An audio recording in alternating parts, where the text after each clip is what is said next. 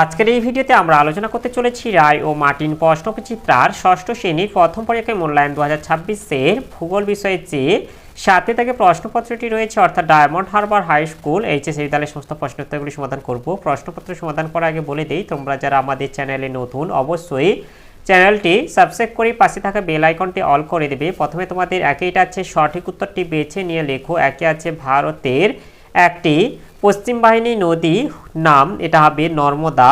এরপরে দুই আছে গারো, খাসি ও জয়ন্তিয়া পাহাড়, এটা হবে মেঘালয় রাজ্যে আছে। এরপরে তিনে শনি গ্রহের চারপাশে উজ্জ্বল বলয় আছে, এটা হবে সাতটি। এরপর 4 এটা আছে প্রাচীনকালে নাবিকরা উত্তর দিক ঠিক করতেন, এটা হবে ধ্রুবতারা পর্যবেক্ষণের মাধ্যমে। এরপরে 5 এটা আছে বুধ সূর্যকে পরিক্রমণ করে, এটা হবে 88 দিনে। এরপরে 6টা আছে ম্যাগেলান জাহাজে চেপে যাত্রা করে, এটা হবে পশ্চিম দিকে। এরপরে 2 দাগে আছে এক কথায় উত্তর দাও। একে আছে হ্যালি ধূমকেতু শেষ 1986 খ্রিস্টাব্দে দেখা গেছে, এটা হবে আবার কত সালে একে দেখা যাবে, এটা হবে 2062 সালে। এরপরে 2টা আছে শুক্র গ্রহকে সন্ধ্যাবেলা ছাড়া আর কোন সময়ে আকাশের কোন দিকে দেখা যায়, এটা হবে ভোরবেলা পূর্ব আকাশে দেখা যায়। এরপরে 3টা আছে মহাকাশ থেকে পৃথিবীকে কি রঙে দেখা যাবে, নীল রঙে। এরপরে 4টা আছে ভারতের দক্ষিণতম মূলবিন্দু কোনটি, এটা হবে ইন্দিরা পয়েন্ট। এরপরে 3 দাগে আছে শূন্যস্থান পূরণ করো। একে আছে ভারতের উচ্চতম পর্বতশৃঙ্গ, এটা হবে গর্ডেন অস্টিন। এরপরে 2টা আছে লক্ষ লক্ষ নক্ষত্র নিয়ে তৈরি হয়, এটা হবে ছায়াপথ। এরপরে 4 দাগে আছে পার্থক্য লেখো যে কোনো একটি। একে আছে অন্তঃস্থ গ্রহ ও বহিঃস্থ গ্রহ, এর উত্তরটি হলো এই যে অন্তঃস্থ গ্রহ বহিঃস্থ গ্রহ। প্রথমে এটা আছে একে আকার ও ক্ষেত্রমান। অন্তঃস্থ গ্রহে আকার ও ক্ষেত্রমান ছোট, আর এটা তুলনায় বহিঃস্থ গ্রহে আকার ও ক্ষেত্রমান বড়। এরপর আছে 2 পারস্পরিক দূরত্ব, এই গ্রহগুলি পারস্পরিক দূরত্ব কম, আর এটা হবে এই গ্রহগুলি পারস্পরিক দূরত্ব বেশি। এরপর আছে 3 কক্ষপথের নৈকট্য, এই গ্রহগুলির কক্ষপথ সূর্যের কাছাকাছি, এই গ্রহগুলির কক্ষপথ সূর্য থেকে দূরে।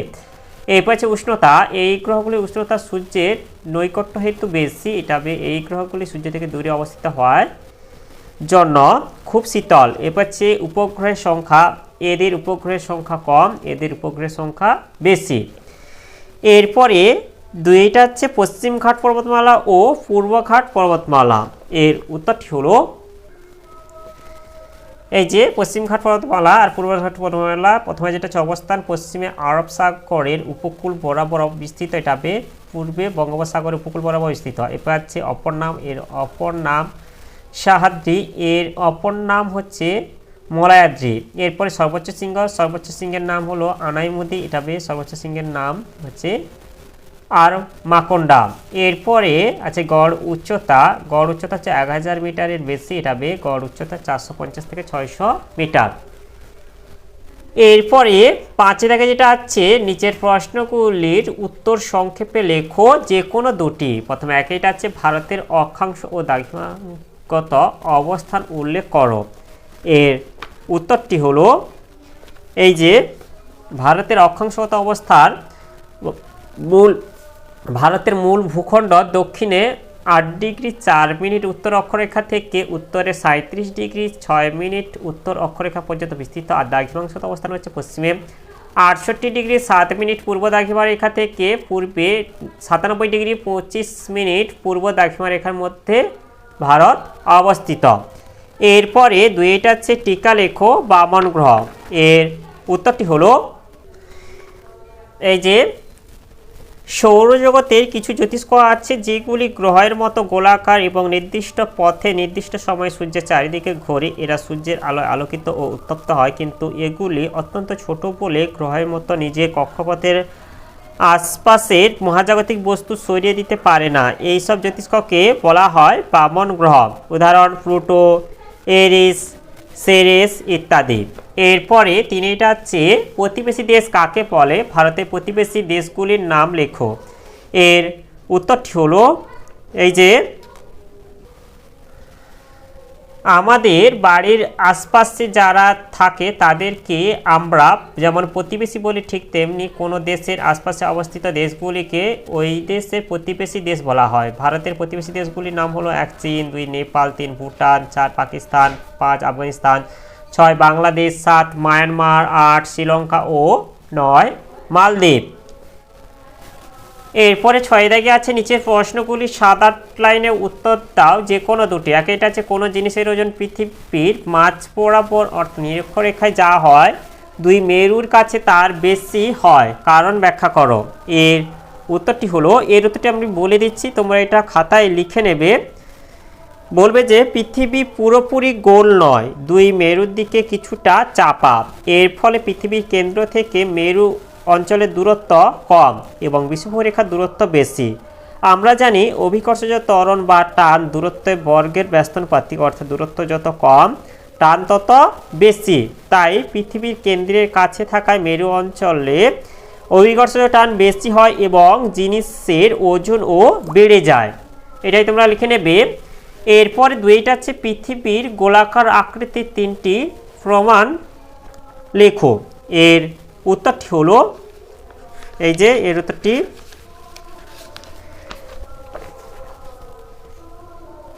এক হচ্ছে গোলাকার ছায়া। চন্দ্রগ্রহণের সময় চাঁদের উপর পৃথিবীর ছায়া পড়ে, এই ছায়া গোলাকার দেখায়। কোনো গোলাকার বস্তুর ছায়া একমাত্র গোলাকার হয়, সুতরাং পৃথিবীর আকৃতি গোলাকার। এরপর আছে দূরবীক্ষণ যন্ত্র। দূরবীক্ষণ যন্ত্রের সাহায্যে দেখা গেছে সৌরজগতের সব গ্রহই গোলাকার, পৃথিবী একটি গ্রহ, অতএব পৃথিবীর আকৃতি গোলাকার হওয়াই স্বাভাবিক। এরপর আছে জাহাজের দৃশ্য। সমুদ্রে একটি আশ্চর্য ব্যাপার দেখা যায়, কোনো জাহাজ যখন সমুদ্রের থেকে তীরের দিকে ফেরে তখন প্রথমে জাহাজ মাস্তুল দেখা যায়, তারপর অর্ধেক জাহাজ এবং শেষে পুরো জাহাজটি দেখতে পাওয়া যায়।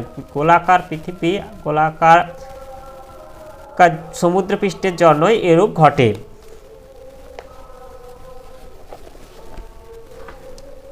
এই 3টি বলে দিবে। এছাড়াও আরও কয়েকটি পয়েন্ট আছে, এই যেমন হচ্ছে সূর্যোদয় ও সূর্যাস্ত, এছাড়া আছে দিগন্ত রেখা, এরপরে এটা হচ্ছে ধ্রুবতারা অবস্থান, নাবিকদের ভূপ্রদক্ষিণ, তারপর হচ্ছে বেড ফুট লেভেলে পরীক্ষা, এছাড়া আছে প্রত্যক্ষ প্রমাণ। এগুলিও আছে, এগুলি থেকেও যে কোনো 3টি লিখে দিলে হবে। এরপরে 3-এর আগে এটা আছে ভূপ্রাকৃতিক বৈচিত্র্য অনুসারে ভারতকে কটি ভাগে ভাগ করা যায় ও কি কি। এর উত্তরটি হলো, এই যে ভূপ্রাকৃতিক বৈচিত্র্য অনুসারে ভারতকে সাধারণত 5টি ভাগে ভাগ করা হয়। যেমন 1 হচ্ছে উত্তরে পার্বত্য অঞ্চল, 2 হচ্ছে উত্তরে নদীগঠিত সমভূমি অঞ্চল, 3 উপদ্বীপীয় মালভূমি অঞ্চল, 4 পশ্চিমের মরুভূমি অঞ্চল এবং 5 উপকূলের সমভূমি অঞ্চল ও দ্বীপপুঞ্জ। এতটাই তোমরা বলে দেবে। তাহলে আজকে এই ভিডিওতে আমরা 6ষ্ঠ শ্রেণীর ভূগোল বিষয়ে যে 7 দাগের প্রশ্নপত্র ছিল তা আজ সমাধান করলাম।